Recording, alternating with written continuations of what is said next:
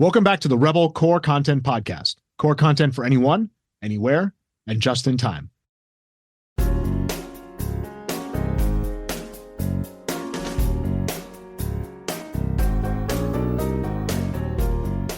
This is Swami, and I'm here today with Dr. Brendan Freeman, faculty and education fellow at Staten Island University Hospital.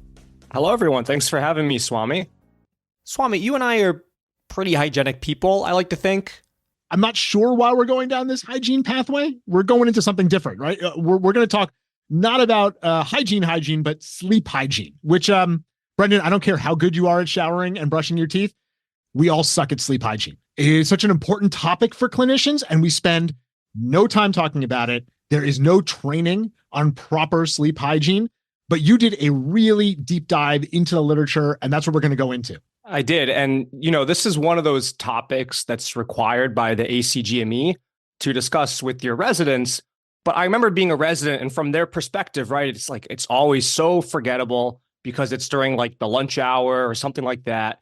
And I just remember being so frustrated working so many nights in residency and not really knowing what's best. So I think we should change that. Yeah, I'm pretty sure my training on sleep hygiene when I was a resident was you should sleep. Okay, now go do your 12-hour shift. And that was basically all we got. So what you have put together are 5 actionable tips that we can use to adjust the way we sleep, especially with the shift work that we do. First up is some sleep strategies. So you're working a string of nights, which we all do. You get home after your 12-hour shift. How do you get yourself ready for bed? There's really 2 main strategies. There's anchor sleep and split sleep. Anchor sleep is when there's a period of sleep that overlaps each day, and it's regardless of your work time. So there's sort of a guidepost when you're sleeping that helps guide your circadian rhythm every day. And the anchor sleep can be tough if you're working those nights to find that period, that window of time that is the same every single night. And I think the best way to do this is if you have casino type shifts, which some emergency departments and some programs have moved to. Most do not do this. And for those people who don't know what casino shifts are, these are shifts that end at kind of 4 a.m. So you get home and you go to sleep and you have that little bit of anchor sleep, that overlap of when you normally sleep to when you're sleeping with your overnight shifts. For split sleep, it's a little bit different. So that's when you sleep 3 to 4 hours right when you get home, and then you wake up, and then you sleep another 3 to 4 hours before you work again. And for me, that one never really works because, always have trouble falling back asleep, but you have to find the strategy that really works best for you. And both of these can be difficult to do. I find it a hard time with the split sleep as well. Once I wake up, I'm up. I'm not going to go back to bed. And I spend a lot of time kind of frustrated trying to get a little bit more sleep, which can't really be helpful. I like to get home, do my sleep in one big chunk, and then get up and get ready for that shift. Yeah, I basically do exactly the same. Both strategies are difficult for me. I tend to come home, sleep, and then just do my best. The longer the string of nights is, the easier it gets because you fully transition over. Right. So if you're just doing like a one-off, it can be a little bit difficult to have that anchor sleep and change over. But if you're doing 5 or 6, it becomes easier to make that happen with those overlaps. I agree 100%. And Brendan, I have a big advantage over a lot of residents and even a lot of people who work in like an inner city. I have a house, which means I have a basement. And in my basement, I have a little nook. Actually, I'm recording in that nook right now, but that is also my sleeping nook when I have overnight. So it's very quiet. It's also cool, and it's pretty dark. And that can be helpful. All of those things can help you to get into that mode of sleep. Yeah, my 1-bedroom apartment in Brooklyn definitely doesn't have a basement. So, there's some other things I have to overcome when it comes to sleeping, but, I use eye masks, I use blackout curtains, earplugs are really helpful because I'm right along the street. And then the other thing I do is when I drive home, I wear sunglasses because light is what tells our body to wake up. Absolutely. Those are all really good tips. And it is important to think about where it is that you actually lay your head to rest and thinking about how you can do that in a quiet way. Well, let's get to tip number 2. And the next part, it's pretty interesting because when you hear so many different things about these medications that can help us with our sleep cycles, and probably the one that is the most popular, the one that I hear the most about is melatonin. So what's the deal with these sleep supplements? Should we be using them? Do they help us to get better sleep? Ultimately, it's always going to be a personal decision. When I dove into the literature on this, I learned that a lot of us are probably using melatonin specifically incorrectly.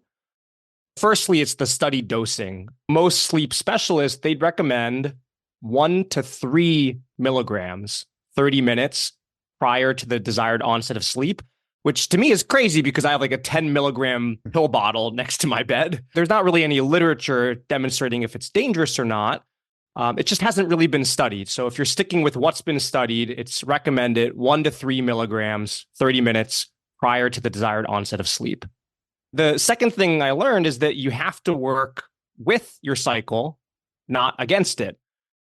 Melatonin, it rises at night right before we go to bed. And in the morning, it's lowest when the sun rises. So the idea is you would take it in the morning, right after your shift, when you get home. But if you wake up in the middle of the day or you're trying to take it in the middle of the night, you shouldn't be taking it as a sleeping pill in those cases because it's just going to confuse your circadian cycle. And that's really the danger here, is that we're trying to do this temporary reset of our circadian rhythm to get sleep. Melatonin may play a role here. I think that the studies are pretty mixed, but at least if you're going to do it the way that it's been studied. And it really isn't going to help. Like you said, like I woke up and I really like some more sleep, so I'll pop another one. That's not really going to help you.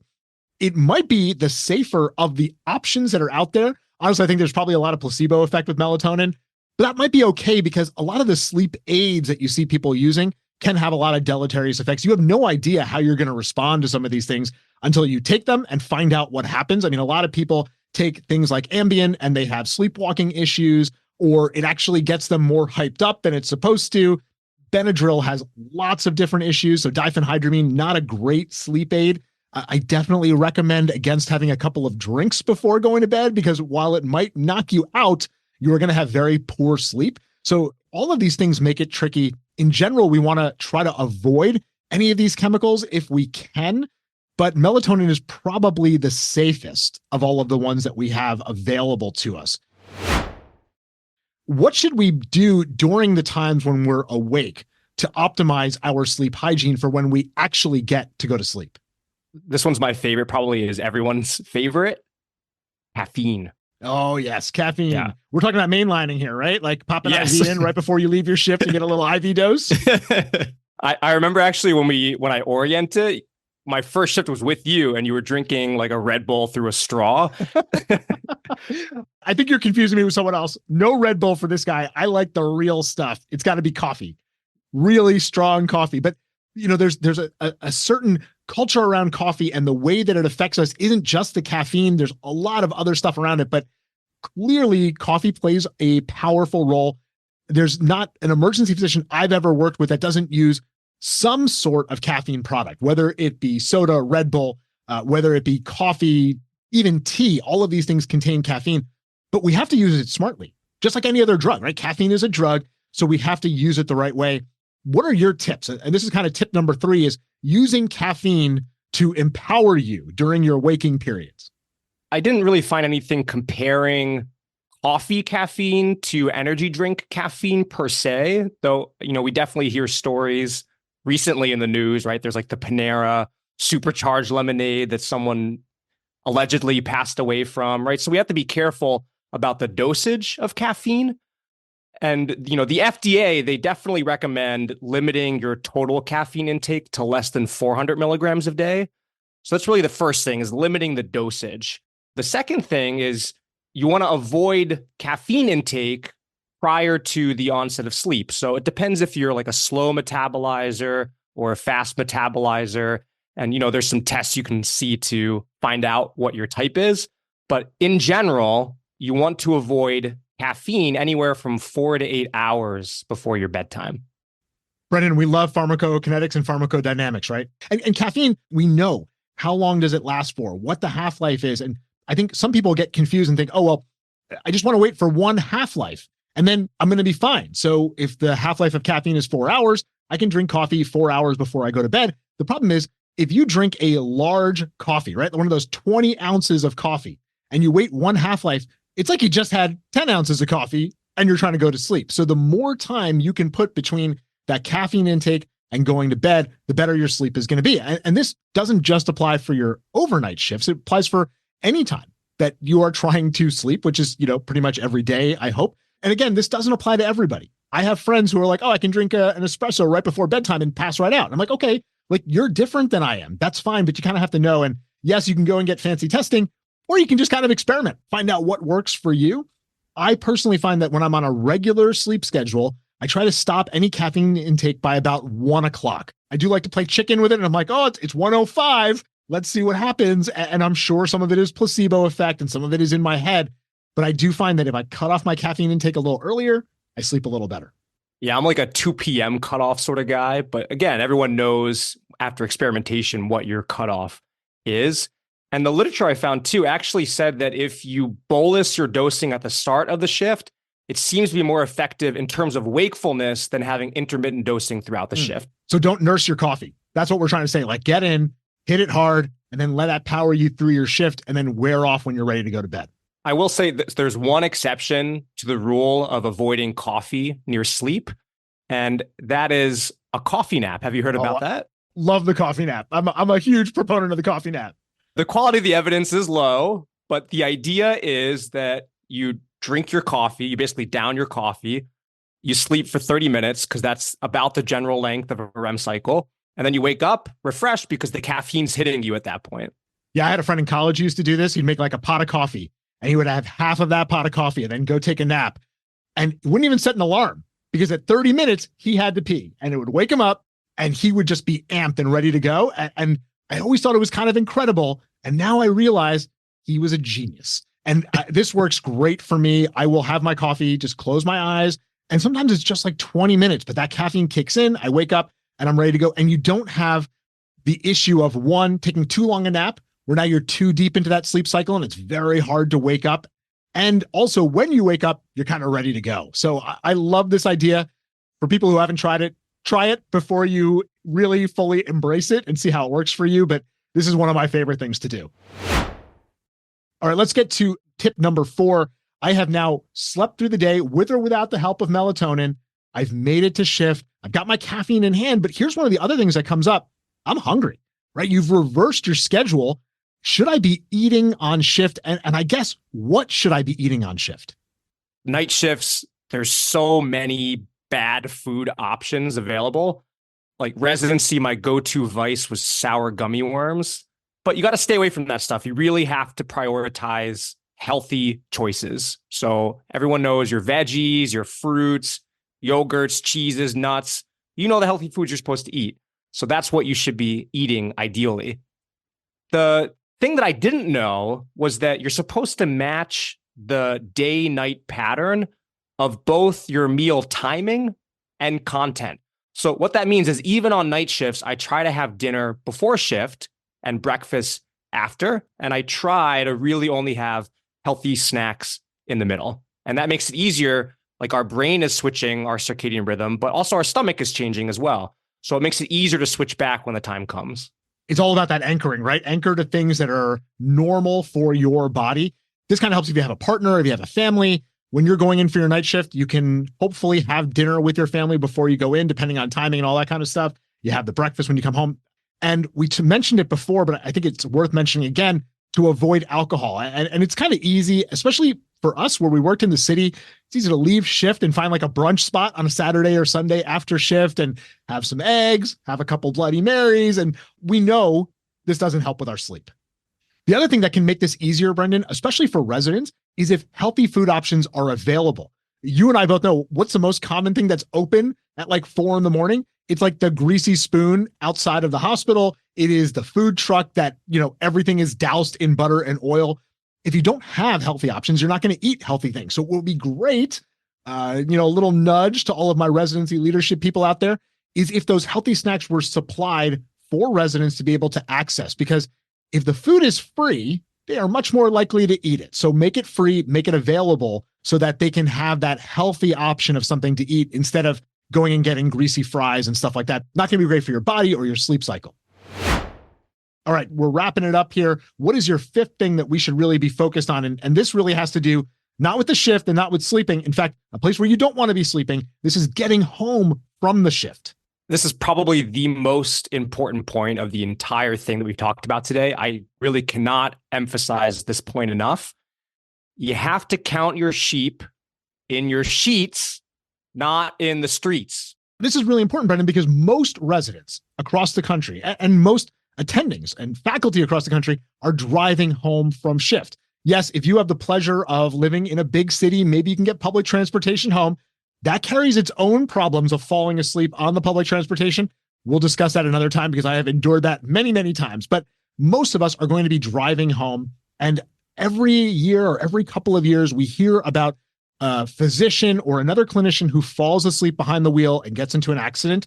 We have to be really careful. So, Brendan, what can we do to make sure that we don't fall asleep on the way home? It's important to recognize the signs of sleep deprivation and fatigue. So this is one of those instances where it's, you know it when you see it, but you might choose to ignore it, and don't do that because this is, in some cases, life or death. So that would be things like falling asleep in sign out. If you're someone who's yawning repeatedly, if you're drifting lanes while driving home or nodding off at stoplights, it is well established that driving sleepy is dangerous. So, we don't want you to be a news story. You wouldn't drink and drive. Don't sleep and drive. We see this all the time. And there's actually some research out there showing that after people have been sleep deprived, when they perform different tasks, they perform them at the same level as if they had a blood alcohol content that would be illegal to drive with. And this is another place where we can make a little bit of an appeal to hospitals and residency programs. There should be a sleep area that is available for people after shift. So if you recognize, man, I am far too tired to be driving home right now, there should be a place where you can sleep. Now, I understand nobody wants to sleep in the hospital, but if we had the option of a nice quiet place to grab a couple of hours of sleep before driving home, make it safer, I think people would take that option. So we have to make it available to be there. Honestly, if you can, you can use a ride sharing program to get you home from your shift. That might be a safe option as well, especially if you're working a string and you're like, I'm just too tired. I'm going to take an Uber home and then I'm going to Uber back to work. My car will be there. It'll be safe.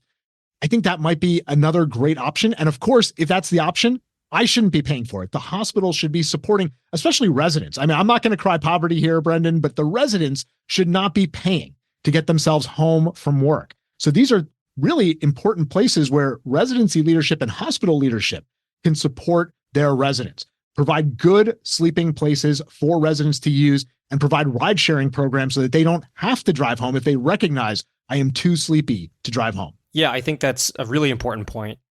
All of this could be summarized into one phrase, which is snoozing safely saves lives. Oh, I love it. I can see the posters already. It's going to be like loose lips sink ships, like from the 30s. We're going to have that on posters all over the hospital. And hopefully that's the kind of thing that can really improve. I think there's a little bit of feeling overconfident in their abilities to drive when they're tired, wanting to be tough and like, I can definitely make it home. But you have to just really listen to your body. I have pulled over before and been like, I'm just going to take a nap in this rest stop. Like I made a mistake. Let's not compound that mistake. I'm going to stop in this rest stop and take a little nap. I think that we really just have to listen to ourselves. And Brendan, let's wrap this up because we went through 5 points. We had some tangents, but let's give everybody those 5 big points that they can use to enhance their sleep and improve their sleep hygiene. So the first was sleep strategies. Remember, there's 2 of them. Anchor sleep and split sleep. Second one was about melatonin dosing, trying to use the proper dosing and proper timing. Remember, that was 1 to 3 milligrams, not 10, not 20. Caffeine, we're trying to limit the intake 4 to 8 hours before bed, no more than 400 milligrams a day. We talked about food patterns. We want to eat healthy foods in normal diurnal patterns. And most importantly, do not sleep and drive.